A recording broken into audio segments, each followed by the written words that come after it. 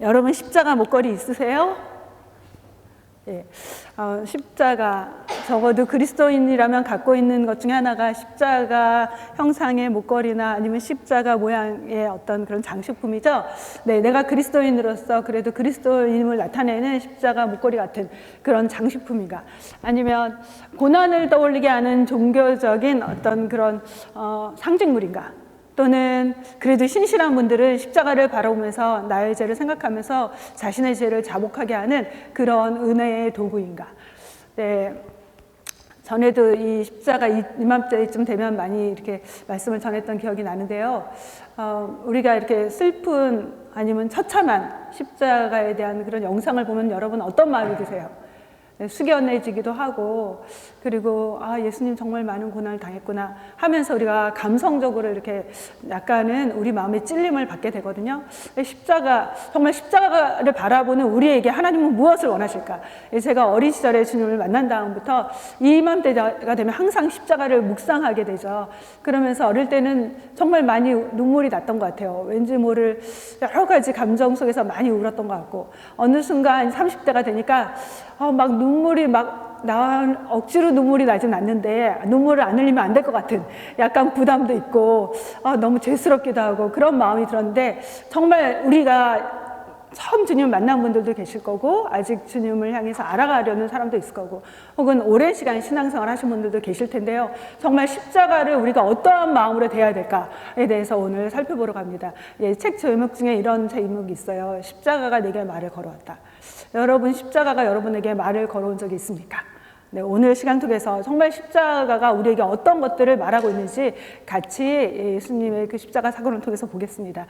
십자가 사건이 일어난 배경은요, 그 종려주일 아시죠? 그 팜 선데이, 그때 예수님이 이제 예루살렘에 입성하시고요. 그 여러 사건들이 일어나는데요. 맨 처음에 일어난 것들은 주로 이제 종교 지도자들의 음모로 보거든요. 네, 그 종교 지도자들이 예수님을 시기해서 예수님을 죽이고자 이제 모의를 하고, 그리고 가룟 유다에게 제안을 하죠. 그러자 가룟 유다가 이제 돈을 받고 예수님 팔겠다고 이렇게 같이 그 합의하는 모습 볼 수 있고요. 그 사건이 일어난 다음에 거기 동시에 베다니에서 한 여인은 예수님께 향유 옥합을 부어서 예수님의 장례를 기념하는 일을 하게 되죠. 여러분 큐티하셨죠? 네, 그 다음에 이제 목요일날 밤에, 오늘 밤이죠. 오늘 밤 6시부터 9시라고 보시면 되는데요. 그때 하신 일이 뭐냐면 바로 그 유월절 만찬 시간을 가지세요. 그 마지막 만찬이라고 알려진 그 만찬의 시간을 가지신데요. 그때 예수님께서는 제자들의 발을 씻겨주시고, 그리고 예수님께서 인류를 위해서 흘릴 피의 상징으로 포도주 잔을 드시고, 또 빵을 드시면서 예수님이 인류를 위해서 흘릴 그 찢겨질 몸에 대해서 말씀하신 걸 볼 수 있습니다. 그 이후에는요, 바로 그 다음에 한 거는 오늘 우리 신영 집사님 얘기한 것처럼 겟세마네 동산으로 가세요. 그 만찬에서 하셨던 것 중에 하나가 뭐냐면요, 베드로가 부인하게 될 거야. 그리고 가룟 유다가 예수님을 이제 팔게 될 거야. 그 말씀을 미리 예고하세요. 그리고 겟세마네 동산에서 기도하시고요. 그 기도하는 시간이 그 10시부터 12시에 해당되고요. 오늘 밤 10시부터 12시에 예수님이 겟세마네 동산에서 기도하셨구나. 여러분 기억하면서 오늘 내일 기도하는 시간을 가지셨으면 좋겠어요. 그 다음에 이제 12시에 체포되시고요. 그 다음에 체포된 다음에 어느 곳으로 가냐면, 그 당시에 그 유대인의 종교 지도자, 그 최고의 그 가장 큰 힘을 가졌던 사람, 대제사장이 바로 가야바였거든요. 가야바의 집에 끌려갑니다. 그곳에서 불법적인 이제 그 종교 그 집회가 열리는데, 그곳에서 예수님은 이제 그 사형에 해당된다는 그런 선고를 받게 돼요. 그 제목은 바로 예수님이 하나님의 아들이었다라는 그 말. 그래서 이제 참람하다, 신성모독죄다라고 하면서 사형 판결을 내립니다. 그리고 이제 바로 끌려가는 게 그 빌라도에게 가는데요. 그 사이에 일어났던 게 바로 베드로의 부인이죠.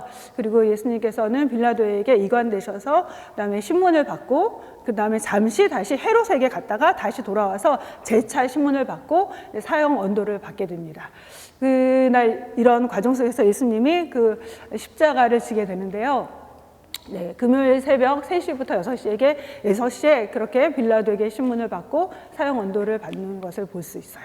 네, 그리고 이제 그 빌라도에 의해서 예수님이 그 십자가형을 언도받게 되는데, 예, 그 공개 재판이 이루어지고요. 빌라도가 살던 개인 그 주택 바로 앞에 커다란 뜰이 있는데 그곳에서 공개적으로 재판이 이루어지고요. 잘 아시죠? 빌라도는 예수님이 무죄임을 알았어요. 예수님을 신문하면서. 그러나 그가 정치적인 입지를 위해서 유대인이 폭동이 일어나고 유대인으로부터 민심을 잃게 될까봐, 인기를 잃게 될까봐 그렇게 이제 예수님을 그 사형 집행하도록 넘겨주게 되는 걸 볼 수 있죠. 네, 그 당시에 관습은 그 유월절, 유대인의 대단한 큰 명절이었죠. 명절이 되면 죄수를 사면하는 일이 있었거든요. 그 죄수 사면의 기회로 예수님을 사실은 석방해 보려고 노력을 했어요. 그러나 유대 종교 지도자들의 사주를 받은 백성들이 예수님에게 십자가형을 언도할 것을 계속해서 요청하자 그렇게 백성들의 그 인기에 경합해서 그렇게 예수님께 사형을 선고하는 걸 볼 수 있습니다. 그래서 오늘 말씀은 군인들이 조롱하고 예수님이 십자가에 달리신 바로 그 사건 중심으로 보려고 하는데요. 예수님은 왜 그렇게 십자가에서 고난을 당하셔야만 했을까? 네, 저희가 두 번째에서 다룰 거고요. 첫 번째에서는 예수님이 당하신 순환의 핵심은 무엇인가를 보려고 합니다. 네, 여러분 너무 잘 아실 거예요. 교회 생활 하신 분들. 첫 번째는 육체적인 고문을 당하셨죠. 네, 보통 십자가형을 선고받으면요, 그렇게 매질을 많이 하진 않아요. 그런데 우리가 봤죠. 정말 예수님이 엄청나게 정말 끔찍하고 처참한 그 매질을 당하는데 그냥 매가 아니라 그 채찍 매 끝에는 나비나 쇳덩어리를 매달았어요. 그래서 때릴 때마다 살점이 찢겨 나오는 그런 매질을 당하셨죠. 그러면서 고통을 당하신 걸 얘기를 하는데요. 그 다음에 그 마태가 전하는 예수님의 순환의 중요한 부분은 뭐냐면 많은 구절에서 예수님은 조롱과 모욕을 당했다, 수욕을 당했다라는 것을 기록하는 걸 볼 수 있어요. 우리 38절 말씀 같이 읽도록 하겠습니다. 이때 예수와 함께 강도 둘이 십자가에 못 박히니 하나는 우편에 하나는 좌편에 있더라. 예수님은 죄가 없었지만 범죄자와 동급으로 여겨지도록 강도들 사이에 예수님을 슬쩍 끼워 넣어서 그렇게 이제 처형을 당하게 되죠. 그래서 예수님은 죄가 없는 분이었지만 범죄자 취급을 당했다는 거, 그거를 성경은 말해주고 있고요.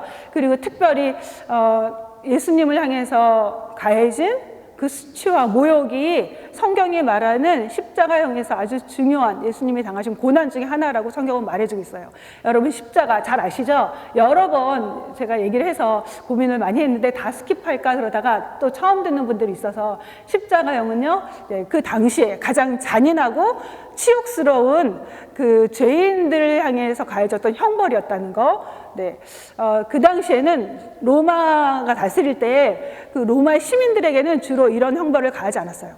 노예나 아니면 그 반란죄를 일으킨 가장 극악무도하고 흉악한 범죄자들에게만 가해졌던 그런 형벌이었죠. 예, 로마 시대 때 여러분 아시나 그 스파르타쿠스 같은 그 아주 대단한 용사였는데 이제 노예가 됐어요. 그래서 그런 사람들한테 어떤 일을 했냐면은 그 힘이 세고 강한 노예들끼리 서로 싸우게 해요. 경기처럼 투사들. 그래서 경기를 벌이다가 이렇게 반란을 일으켰는데 그런 사람들, 스파르타쿠스 같은 반란을 일으킨 아주 대단한 중범죄자들에게 가했던 것이 십자가 형벌이었죠. 그런데 바로 예수님은 그런 형벌을 당하셨다는 거.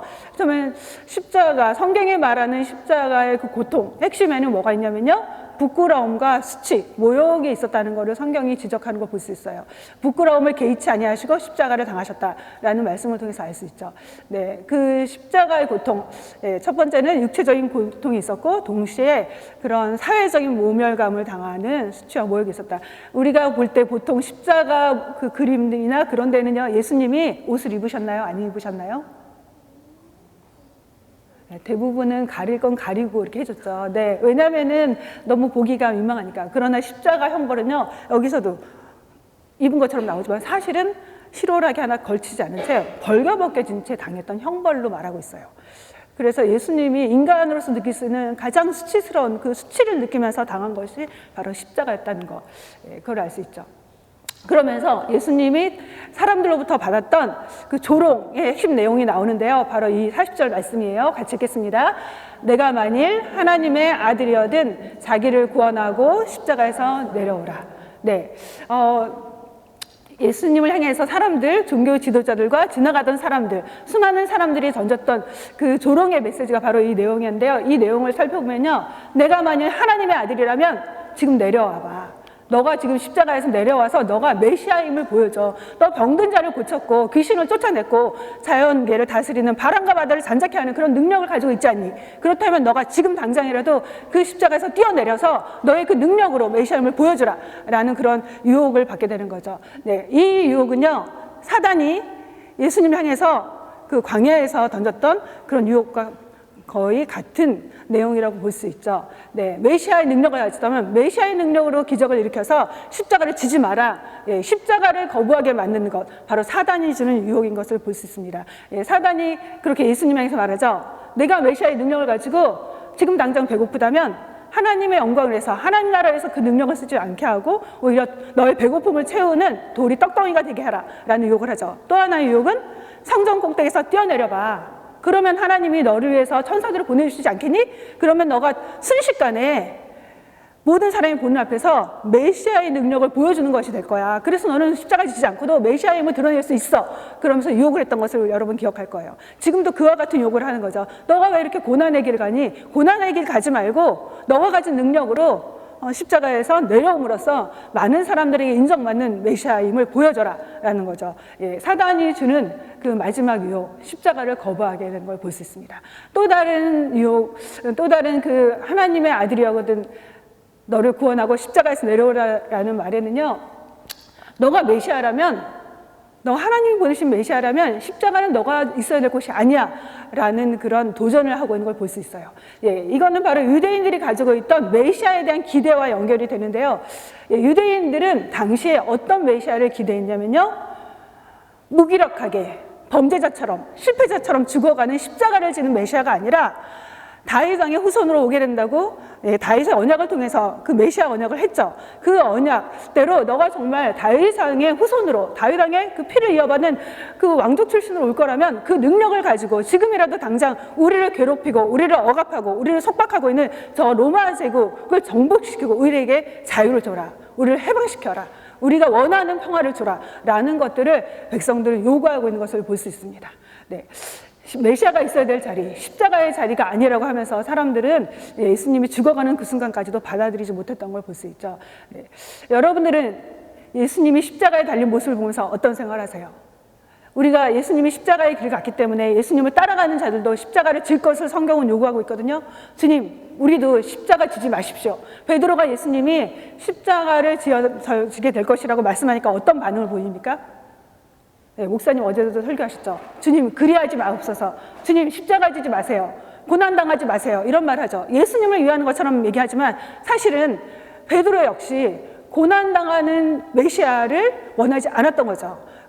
메시아가 실패자처럼 십자가를 지고 무능하게 죽어가는 거 원치 않았죠. 그리고 메시아가 정말 하나님이 보내신 메시아라면 이 나라의 자유와 평화와 해방을 주는 메시아를 원했으면서 동시에 우리도 그 길을 가고 싶지 않다는 거예요. 주님 말씀하시잖아요. 내가 십자가를 지고 갈 거야. 그리고 너희도 나를 따라서 십자가를 져야 돼. 할 때 베드로가 그것을 만류하는 것. 그 모습이 바로 우리의 모습은 아닌가. 십자가를 보면서 나는 어떤 생각을 하는가. 주님, 십자가, 고난의 길 말고요. 손해보고 희생하는 그 길 말고요. 성공하고 평안하고 안락한 삶, 병이 치유되고 어려움이 해결되는 그런 메시아가 되어주십시오. 나는 그런 메시아를 원합니다. 주님을 따라갈 때 반드시 고난을 겪어야만 합니까? 반드시 희생을 해야 됩니까? 반드시 억울한 일을 당해야 됩니까? 그러면서 우리도 이스라엘 백성이 원했던 자신들의 문제를 해결해주는 메시아를 기대하고 있지는 않는가. 네. 그런 모습을 우리가 한번 살펴볼 수 있었으면 좋겠어요. 그러나 기억하세요. 기독교의 핵심은요, 십자가를 통한 구원이라는 거, 십자가를 통한 부활이라는 거, 십자가를 통한 생명을 잉태하고 생명을 나눈다는 거, 십자가를 통한 영광이라는 거. 네, 하나님의 구원은요, 십자가, 죽음이라는 십자가를 통과하지 않고는 이룰 수 없는 구원이라는 거. 하나님의 뜻은 십자가를 통해서 자기를 부인함으로써 죽어져야지만 이루어질 수 있는 구원이라는 거. 그것을 기억할 필요가 있어요. 네, 오늘날 우리 성도에게 가장 큰 유혹은 뭐냐면요, 십자가를 거부하게 만드는 거죠. 네, 과거에 십자가 없이 구원을 이루고 승리를 이룰 수 있다고 유혹했던 것처럼 사단은 지금도 예수를 믿는 사람들에게 속삭입니다. 그렇게까지 힘들게 신앙생활할 필요 없어. 그렇게까지 힘들게 어려움 당하면서 손해보면서 예수 믿을 필요 없어. 그렇게까지 왜 일주일에 한 번 교회 가면 됐지? 왜 여러 번 교회 가야 돼? 왜 그렇게 힘들게 잠도 못 자고 하고 싶은 거 못 하면서 물질적인 희생을 하면서 손해보면서 때로는 주님을 섬기다가 욕먹고 억울한 일을 당하는데 왜 그렇게 어려운 일을 당하면서 너 주님을 믿으려고 하니? 예, 사단이 지금 이 시대에 성도들 향해서 주고 있는 가장 강력한 유혹이 바로 이겁니다. 여러분들은 십자가를 보면서 어떤 생각을 하세요? 아, 예수님 많은 고난 당해서 힘드시겠다. 십자가를 바라보면서 우리가 해야 될 것은 애도가 아니에요. 단순히 감성적으로 아, 너무나 주님 괴로웠겠다, 힘들었겠다, 눈물 흘리는 게 다가 아닙니다. 정말 하나님 원하시는 십자가를 대하는 우리의 태도 무엇이어야 될까요? 네. 자기 자신을 돌아보는 거죠. 네, 결론 부분에서 다시 얘기하도록 하겠습니다. 네, 그러면서 우리가 십자가를 바라보는 성도의 자세, 십자가 없는 구원은 없다는 거. 빠른 길도 없고요, 쉬운 길도 없습니다. 만약에 십자가 없는 구원이 있었다면 하나님은 그 아들을 십자가에 못 박게 하면서 피 흘리면서 죽게 하지 않으셨겠죠. 네, 십자가가 없이도 구원을 이룰 수 있었다면 하나님은 사랑하는 아들 독생자를 피 흘리게 하지 않으셨을 거예요.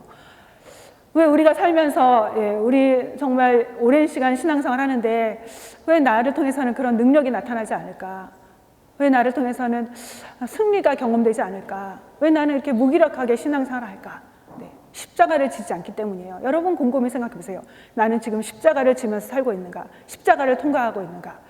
만약에 십자가를 통과했다면 나는 언제 십자가를 졌는지, 언제 그리스도와 함께 십자가 앞에 내가 매달렸는지 한번 생각해 봤으면 좋겠습니다. 네, 세 번째는요, 예수님이 십자가에서 당하신 그 가장 고통스러운 고난은 무엇이었을까인데요. 저는 우리 여성예배 오래 나오신 분들 이 설교 참 많이 했는데, 그래서 고민이 참 많이 됐는데, 그럼에도 불구하고 처음 오신 분들도 계셔서 다시 반복하는데요. 예수님이 당하신 가장 고통스러운 고난은 하나님으로부터 버림받은 거였죠. 네, 46절 말씀 읽겠습니다. 제9시쯤에 예수께서 크게 소리질러 이르시되 엘리 엘리 라마 사박다니 하시니 이는 곧 나의 하나님 어찌하여 나를 버리셨나이까. 바로 이 뜻이죠. 예, 이 외침은 하나님을 십자가에서 매달리면서 그 피를 흘리시면서 하나님을 찾으면서 하나님을 향해서 울부짖으신 그 기도죠. 네. 이 엘리 이 말을 듣고 어떤 사람들은 엘리야를 찾나 보다 이렇게 생각했지만 사실은 엘리라는 것은 나의 하나님이라는 단어거든요. 히브리어로. 그 하나님을 향해서 절규하신 예수님. 왜 여러분 그런 생각 해본 적 있으실 거예요. 예수님은 오늘 기도했는데 왜 겟세마네 동산에서 그렇게 정말 땀이 핏방울이 될 만큼 내가 민망해서 죽게 됐다. 고통스럽고 괴로워서 죽을 만큼 내가 지금 힘들다라는 고백을 하시잖아요. 왜 예수님은 신이신데 겟세마네 동산에서 그렇게 괴로워하셨을까? 뭐가 예수님을 그렇게 정말 번민에 사로잡히게 했을까? 그런 생각 해본 적 있으십니까? 네, 예수님이 십자가를 지신 건요, 신으로서 지신 게 아니라 우리와 동일한 살과 피를 가진 완전한 인간으로서 십자가를 대하신 거죠. 그래서 예수님께도 그 고통은 쉬운 게 아니었어요. 육체적인 고통 쉽지 않았어요. 그런데 정말 예수님이 그렇게 하나님 앞에서 절규하면서 정말 그 심핏줄이 터질 만큼 겟세마네에서 기도하신 이유는 그가 십자가를 통해서 당하는 고난이 육체적인 고난만이 아니라 하나님으로부터 외면당하고 하나님으로부터 버림받는 사건이었던 것을 아셨기 때문이죠. 네, 여러분 십자가를 생각할 때 고통 때문에 예수님 힘드셨겠다. 그것만을 보지 않았으면 좋겠어요. 십자가에서 예수님이 겪으신 고난은 영원하신 하나님과 하나였던 완전한 연합을 이루셨던 그분이 하나님으로부터 외면당하고 거부당하고 거절당하고 버림받은 사건이었다는 거죠. 네, 우리가 아이들이 가끔씩 엄마와 헤어질 때 유치원 보낼 때 여러분 한 번씩 경험했을 거예요. 유치원에서 이렇게 처음에 떨어뜨리려면 거의 전쟁을 치르죠. 어떻게 하죠? 애들이? 그냥 엄마 잘 가 이런 애들 별로 없을 거예요. 한두 번 하지만 어느 순간 되면 일주일 이상 막 엉엉 울잖아요. 뭐 세상이 떠나갈 것처럼 무슨 큰일 나는 것처럼. 네, 분리 경험을 해보지 않았기 때문에 엄마로부터 떨어져 본 경험이 없기 때문에 그 나중에 엄마가 찾아올 것을 잘 모르니까 그 분리. 아이들이 두려워한 게 바로 그거죠. 그 우는 이유는 엄마와 단절되는 그 경험. 그 두려움 때문에 우는 거잖아요. 바로 예수님이 십자가에서 경험하신 것이 바로 그거예요. 그런데 단순히 잠깐 떨어짐이 아니라 하나님으로부터 완전한 외면과 단절과 버림받음을 경험하신 거죠. 네, 여러분 살면서 버림받은 경험 있으세요? 별로 없으시죠? 네, 사랑받고 많이 살았을 거예요. 요즘 하나하나 둘밖에 안 낳는데 누가 엄마들이 막 그렇게 자녀를 뭐 누구한테. 근데 제가 옛날에 내적 치유 세미나 들은 적이 있거든요. 근데 그 한 분이 자신의 그 아픔을 얘기를 하셨는데, 남편이 바람을 피우고 그러면서 이제 외도하면서 아내를 버리고, 근데 어떻게 버렸냐면 아내에게 문제가 있다. 그러면서 의자를 하나도 앉으려고 정신적인 문제가 있다. 그래서 병원에 가야 된다. 이런 식으로 하면서 이혼을 한 거예요. 그 상처가 너무 커서 그분은 오랜 시간 정말 잠을 잘 수가 없대요. 그래서 밤마다 알코올, 술을 의존해야지만 잠을 잘 수 있었던 그런 얘기를 하면서 고통받았던 세월에 대해서 이야기를 하더라고요. 제가 이렇게 생각해 보니까 그럴 수 있었겠다. 너무나 큰 누군가에게 버림받는 거. 예, 여러분이 사랑했던, 믿었던 친구인데 믿었던 친구가 배신하면 고통스럽겠죠? 네, 잠을 못 자는 날이 있을 거예요. 근데 사랑하는 남편한테 버림받았다면 네, 그 상처와 고통 엄청나겠죠. 예수님이 받은 고통은 바로 그렇게 그 완전한 사랑의 관계를 누리셨던 하나님으로부터의 외면이었다는 거. 그런데 예수님께서 그렇게 하나님에게 버림받고 하나님과의 관계가 단절되면서 우리에게 주신 선물이 있습니다. 그게 뭐냐면요, 우리가 예수님의 우리 때문에 버림받음으로 인해서 우리가 더 이상 하나님으로부터 버림받지 않게 된 그 일이 일어났다는 거죠. 네, 십자가를 통해서 이루어진 일. 바로 그것이 바로 로마서에 나오는데요. 우리 같이 읽겠습니다. 누가 우리를 그리스도의 사랑에서 끊으리요? 환난이나 공고나 박해나 기근이나 적신이나 위험이나 칼이랴. 내가 확신하노니 사망이나 생명이나 천사들이나 권세자들이나 현재일이나 장래일이나 능력이나 높음이나 깊음이나 다른 어떤 피조물이라도 우리를 우리 주 그리스도 예수 안에 있는 하나님의 사랑에서 끊을 수 없으리라. 예. 누가 우리를 그리스도의 사랑에서 끊을 수 있을까? 예, 죄가 하나님과 우리 사이를 끊었죠. 그러나 이제는 그 어떤 것도 끊을 수 없습니다. 죽음도 끊을 수 없고 마귀도 끊을 수 없고 사단도 끊을 수 없고 이 세상의 그 어떤 능력과 파워도 하나님의 사랑에서 끊을 수 없다라고 선언하죠. 왜? 그리스도께서 이미 우리 때문에 하나님 앞에서 끊어졌고 버림받았기 때문에 우리는 더 이상 끊어지지 않을 수 있고 버림받지 않게 됐다라고 성경은 말하고 있습니다. 예, 그리고 예수님께서 이루신 그 단절을 통해서 우리가 이제 버림받음을 통해서 십자가에서 우리 죄값을 치름으로 인해서 이루어진 또 다른 축복이 있습니다. 뭐냐면요, 그 하나님과의 교제가 회복되게 되는 거죠. 예, 51절에 나온 말씀하고 연결이 되는데요. 같이 읽겠습니다. 이에 성소 휘장이 위로부터 아래까지 찢어져 들이대고, 예, 예수님께서 십자가에 달려 운명하던 그 바로 순간에 일어났던 사건이 뭐냐면 성소의 휘장이 위에서부터 아래로 찢어지는 일이에요. 예, 휘장은 성소, 성전, 성막 안에 그 장소가 성막 안에 내부에 있던 그 커튼 같은 거였는데요. 성막 안은 크게 두 부분으로 나뉘어지죠. 성소와 지성소예요. 근데 성소는 레위인과 제사장들이 들어갈 수 있었지만 지성소, 가장 거룩한 장소, 거기 안에 법궤가 있죠. 하나님의 임재의 상징인 법궤가 있고 하나님이 직접 만나주시던 그런 장소, 지극히 거룩한 장소가 지성소인데 그 지성소와 성소를 가로막았던 것이 바로 휘장이었어요. 그 휘장은요 10cm 두께의 그 실을 꼬아서 만든 천이었거든요. 그래서 엄청나게 두꺼웠기 때문에 사람의 힘으로는 찢어지지가 않아요. 근데 예수님께서 운명하실 때 일어난 것이 뭐냐면 바로 그 휘장이 찢어졌죠. 근데 보통 여러분 커튼이 찢어지면 어디서부터 찢어질 것 같아요? 아래가 찢어지겠죠. 근데 바로 하나님께서는 아래에서 위로 가게 아니라 위에서부터 하나님의 능력으로 그 휘장이 찢어졌다는 걸 보여주죠. 위에서부터 그 휘장을 찢어 놓으시고 그 다음에 그 죄인인 인간이 하나님 앞에 나갈 수 있는 길이 열리게 됐다고 성경은 말해주고 있습니다. 네. 하나님과 죄인 사이에는요 가로막힌 담이 있어요. 왜 그렇죠? 거룩하신 하나님과 죄인인 인간은 함께 소통할 수가 없어요. 죄가 관계를 막기 때문이죠. 그런데 휘장이 찢어지면서 일어난 사건은 뭐냐면 거룩하신 하나님과 죄인인 인간 사이에 막혀졌던 담이 무너지면서 서로 교제하고 사귐을 갖고 함께 대화를 나눌 수 있는 관계가 이루어진 거죠. 예수님이 십자가에서 이루신 사건은 우리가 가진 죄와 죄로 인해서 치러야 될 죄에 대한 책임과 의무, 죄책을 담당해야 되는데 그것에 대해서 희생제물이 되심으로 인해서 하나님과 함께 관계를 맺을 수 있는 길이 열려진 사건이라고 성경은 말해주고 있는 거죠. 네. 네, 원래 우리는 하나님 앞에 나갈 수 없는 자들이죠. 네. 그런데 주님은 그렇게 하나님과의 관계를 열어주셨어요. 예수님이 우리 대신 죄값을 치러해 주시기 때문에 가능한 거죠. 네. 그렇다면 왜 그렇게 꼭 처참하고 끔찍하게 피 흘리면서 예수님은 죽어야만 했을까? 십자가는 죽음 없이는 그런 십자가의 죽음 없이는 죄 용서는 불가능한가? 적당히 죄값을 치르게 하시면서 용서해 주시면 안 될까? 꼭 피를 흘려야만 용서받을 수 있는가? 피 흘림 없이는 죄사함이 없는가? 네, 성경에서 말하고 있습니다. 히브리서 9장 22절입니다. 같이 읽겠습니다. 피 흘림이 없은즉 사함이 없느니라. 네, 성경은 말씀하고 있어요. 피 흘림이 없다면 죄가 용서받을 수 없다. 죄는 반드시 제 대가를 치러야만 되는 거죠. 죄값을 치러야만 한다는 게 성경이 말하는 죄 용서의 방법이에요. 예수님께서 그런 피 흘리는 형벌을 감당하신 이유는 죄는 대가를 치러야만 용서받을 수 있기 때문이죠. 네, 왜 죄는 대가를 치러야 될까요? 흔히 말해서 죄값 때문이다. 죄값으로 인해서 이런 어려움을 당했다. 그런 얘기를 믿지 않는 사람들도 하죠. 예, 왜 그런 얘기를 할까요? 예. 공의의 원리를 사람들의 양심 안에 갖고 있기 때문이에요. 그리고 그 원리는 하나님으로부터 왔죠. 하나님은 공의로우시기 때문에 죄는 반드시 처벌하시는 거죠. 예, 율법에 보면은요, 남의 물건을 맡았다가 잃어버리면 어떻게 하게 하죠? 내가 남이 나한테 물건을 맡겼어요. 맡아주고 있는데 내가 그걸 내 실수로 해서 물건에 문제가 생겼어요. 그럼 어떡하죠?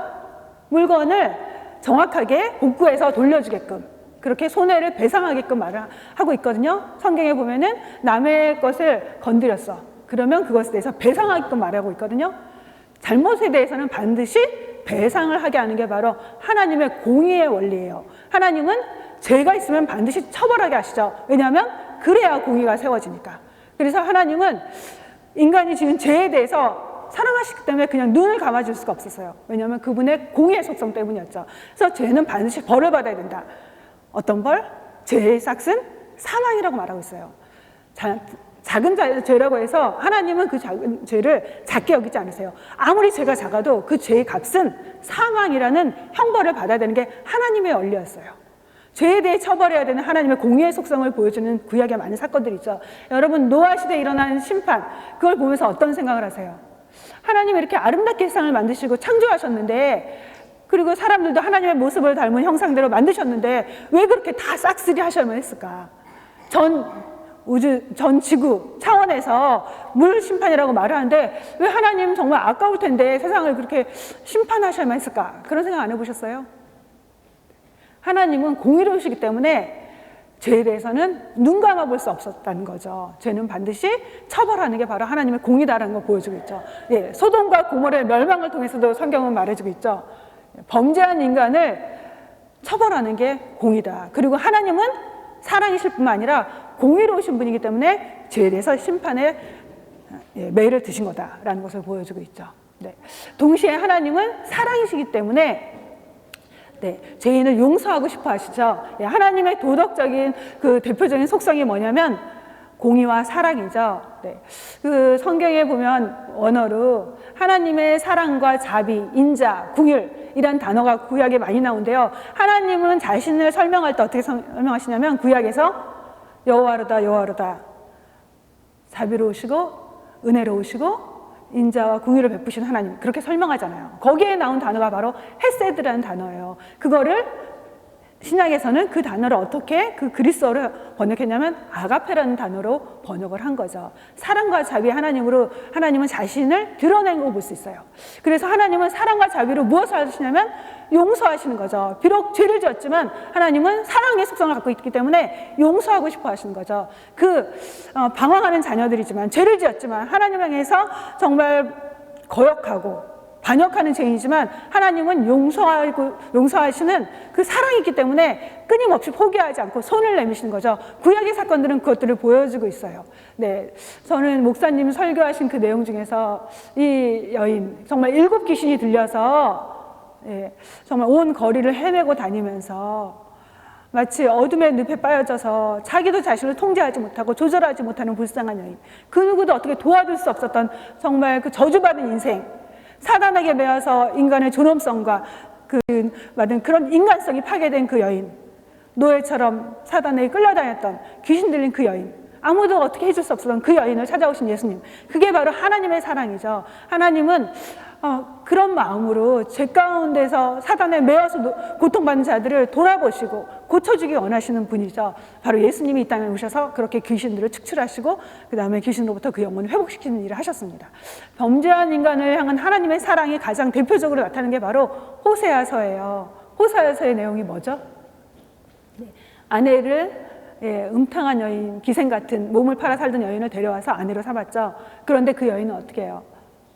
정말 아내를 존중해주고 아내에게 가장 좋은 것들을 다 조용해주지만 풍요 속에서 어느 날 또 집을 나가죠. 뛰쳐나가서 음탕한 여인이 돼서 또 다른 남자들하고 밤을 보내고 그렇게 또 사창가에서 헤매고 삽니다. 그런데 하나님 말씀하세요. 저 여인을 돈을 내고 다시 데려와라. 그리고 다시 너의 아내로 삼고 그 여인을 사랑해주라. 그래서 호세아는 어떻게 하죠? 그 말씀대로 행해요. 바로 그 호세아를 통해 나타난 사랑, 하나님을 포기하지 않는 사랑, 여전히 죄를 짓고 여전히 하나님 말씀에 순종하지 못하고 여전히 그 하나님을 반역하는 이스라엘 백성이지만 그 반역한 백성을 향해 포기하지 않는 하나님의 사랑을 보여준 거죠. 네. 여러분 구약과 신약 성경 전체에서 하나님의 이미지를 대표적으로 보여주는 내용이 바로 탕자의 비유죠. 졸린가 봐요. 네, 탕자의 비유인데요. 저도 이해가 돼요. 새벽 예배 드리고 얼마나 피곤하겠어요. 네.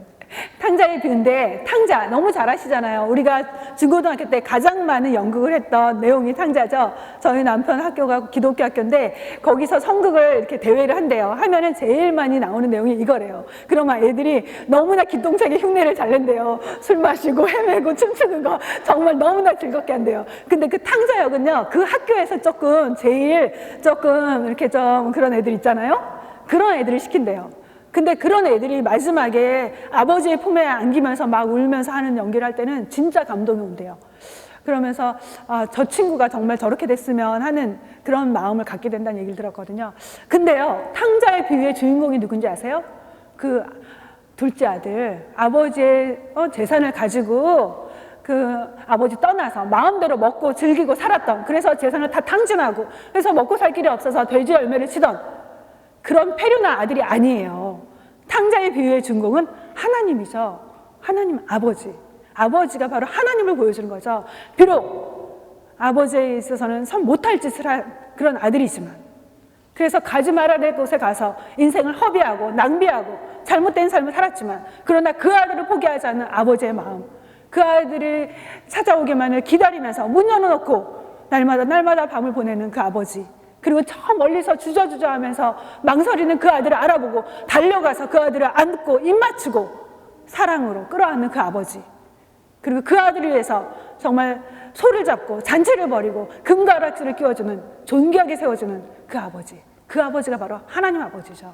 어떠한 죄를 지어도 절대로 포기하지 않는 하나님의 사랑을 보여주는 것이 바로 탕자의 비유죠. 네, 바로 하나님은 그런 분이라는 거예요. 그런 사랑을 가지고 죄에 대해서는 미워하시고 죄를 졌기 때문에 죄는 벌하셔야 되지만, 그러나 여전히 돌아오기만 하면 용서해 주시는 하나님이시죠. 네, 하나님은 죄에 대해서는 거룩하시고 공의로우시기 때문에 반드시 심판하셔야 돼요. 처벌하셔야 돼요. 그게 바로 하나님의 공의를 충족시킵니다. 동시에 하나님은 사랑이시기 때문에 죄인을 용서하고 싶어 하세요. 그 하나님의 사랑과 공의의 속성을 완전하게 실현시키고 충족시킨 사건이 바로 십자가죠. 네, 하나님의 손은 항상 두 손이 있다고. 한 손은 사랑의 손, 한 손은 공의의 손.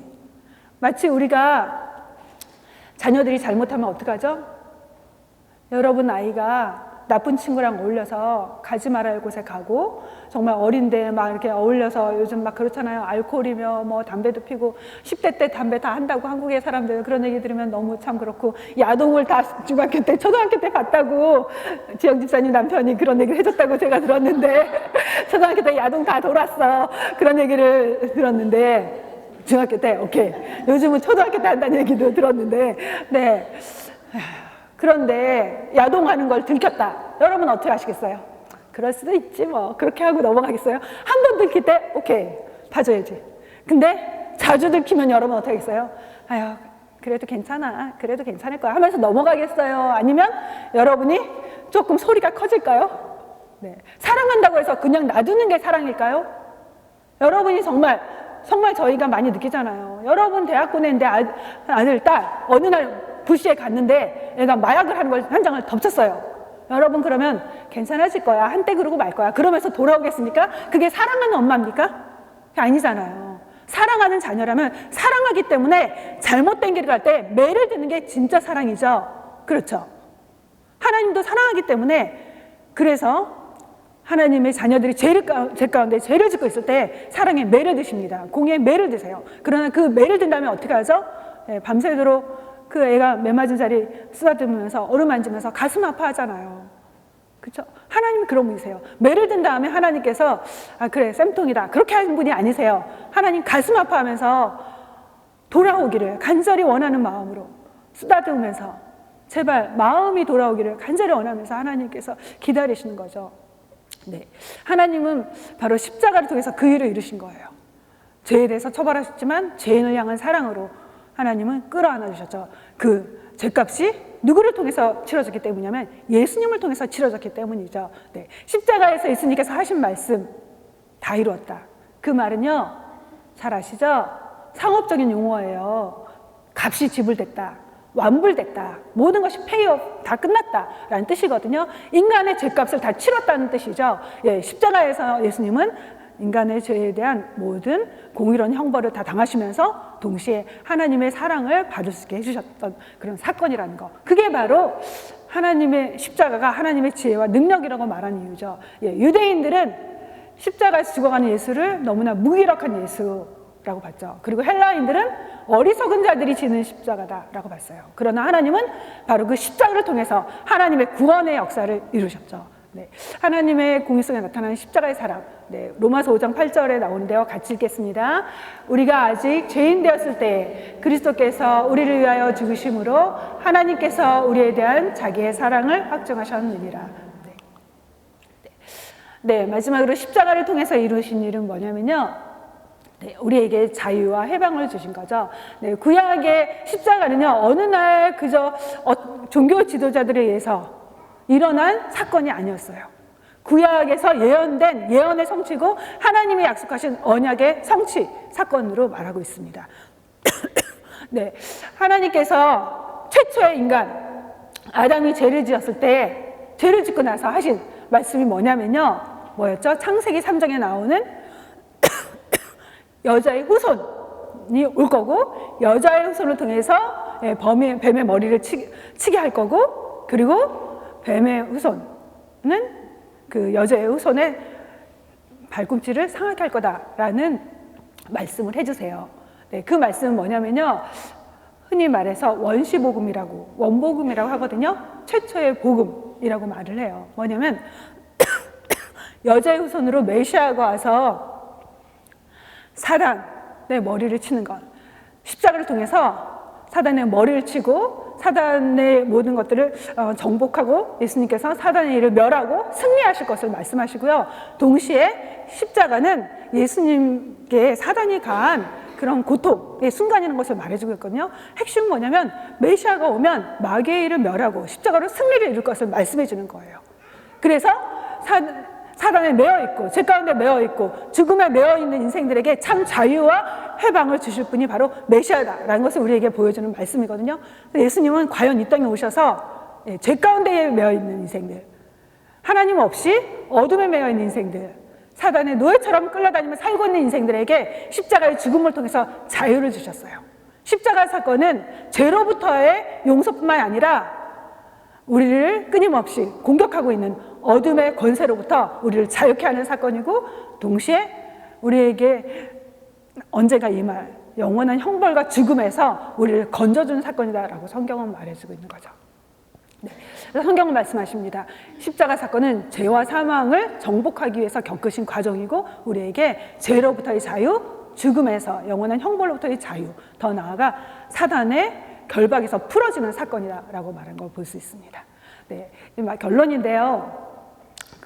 앞서 얘기했지만 십자가를 대하는 나의 태도는 무엇이어야 될까? 네. 단순히 예수님의 그 당한 고난에 대해서 슬퍼하는 것만이 아니라 그 십자가 앞에서 우리가 해야 될 결단이 있다는 거예요. 십자가는 우리에게 뭘 요구하냐면요, 죄는 너무나 무서운 거야. 그걸 깨닫게 해주는 사건이고요. 죄는 반드시 값을 치러야 돼. 죄는 저절로 사라진 것이 아니야. 죄는 내가 아무리 잊어버려도 죄는 나를 따라다녀. 죄는 반드시 그 형벌을 요구하고 있어. 죄는 그 대가를 지불하기를 원해. 죄는 너무나 무거운 거라는 거, 끔찍한 거라는 거 우리에게 가르쳐주면서 나로 하여금 죄짓게 하는 그 죄성을 끊어지게 해야 된다는 거, 그런 결단을 요구한다는 것을 여러분 기억했으면 좋겠어요. 동시에 십자가 앞에서 우리가 해야 될 건 뭐냐면요, 그 요한복음 16장, 마태복음 16장 말씀이거든요. 같이 읽겠습니다.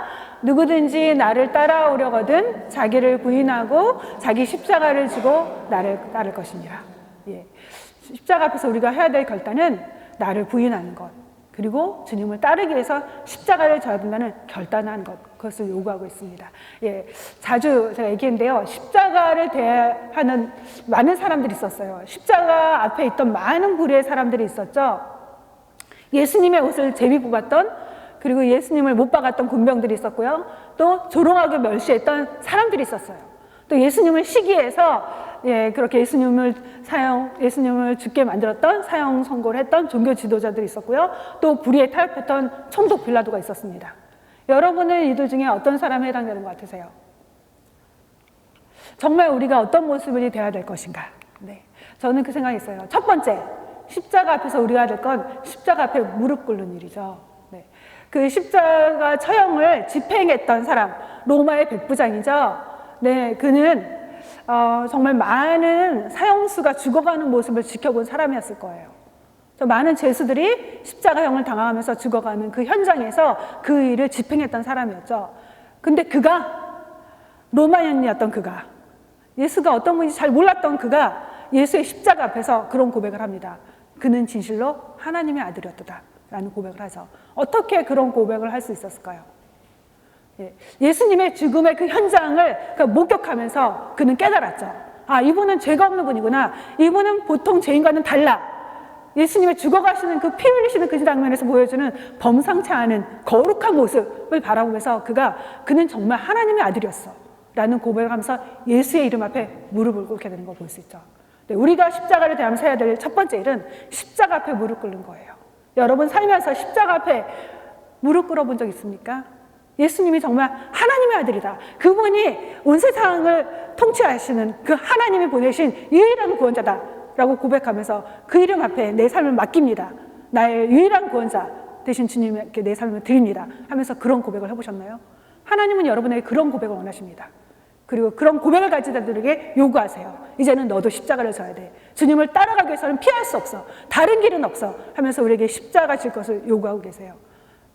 여러분의 삶에서 이제까지 십자가를 거부했다면 주님, 이제는 저도 주님과 함께 십자가의 길을 갈 수 있는 믿음을 주십시오. 그렇게 기도하는 여러분 되었으면 좋겠습니다. 내가 그리스도와 함께 십자가에 못 박혔나니 그런즉 이제는 내가 산 것이 아니오 오직 내 안에 그리스도께서 사신 것이다.